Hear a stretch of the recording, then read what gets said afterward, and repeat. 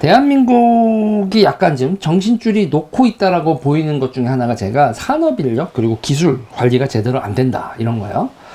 지금 여러분 중국 반도체 기업들이요, 인력을 빼가고 있는 게 아니라 중국으로 빼가는 게 아니라 아예 회사를 한국에다 차리고 있습니다. 그 회사 위치들도 판교, 정자동, 이거 판교하고 정자동 이거 요새 저한테도 많이 나오는 동네 이름들이죠. 분당에 있는 판교하고 정자동, 성남에 있는 거죠. 성남에 있는 판교 그리고 분당에 있는 정자동, 여기다가 중국 기업들이 R&D 센터를 세우고 있어요. 그러니까 R&D 센터를 세운 다음에 한국 엔지니어들을 고용을 하고 있습니다. 이거에 대해서 지금 중앙일간지나 이런 데서는 보도가 없고요.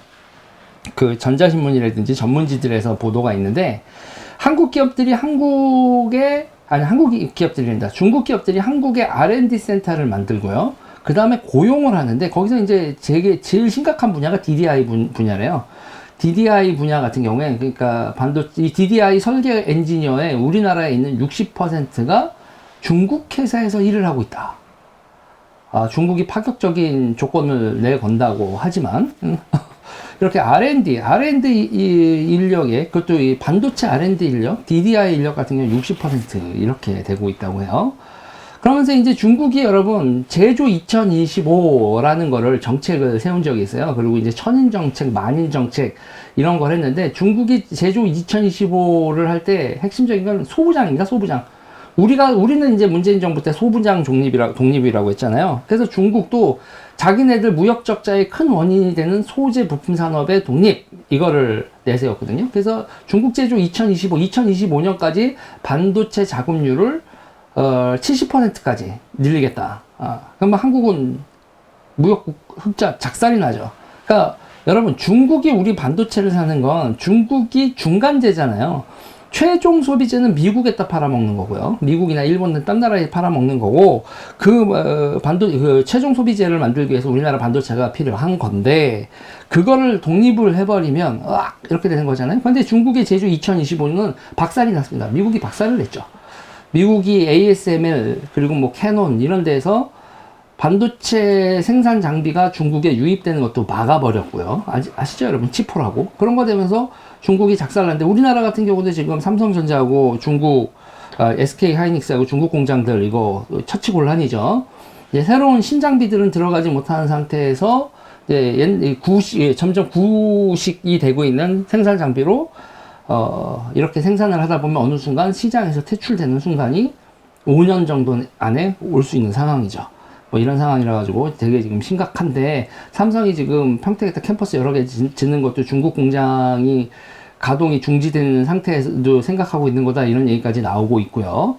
이런 상황입니다. 그래서 이제 중국이 중국 제조 2025를 발표한 게 2015년이었는데, 그 다음에 이제 2020년대 들어오면서 치포다 뭐다 해서 브레이킹이 걸리고 있어요. 이 와중에 이제 중국이 이걸 어떻게 반도체 기술을 확보하느냐라는 걸 하다가, 여기서 이제 우리나라의 R&D 센터를 만들어서 기술을 빼가는 방법, 요거를 했다는 거죠.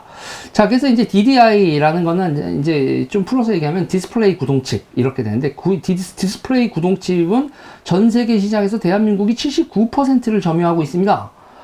대만이 16.1%고 중국이 2.8%. 현재는 DDI 구동칩 시장을 한국이 79%를 석권을 하고 있는데, 대한민국 국내에 DDI 엔지니어의 60%를 중국이 고용을 했다.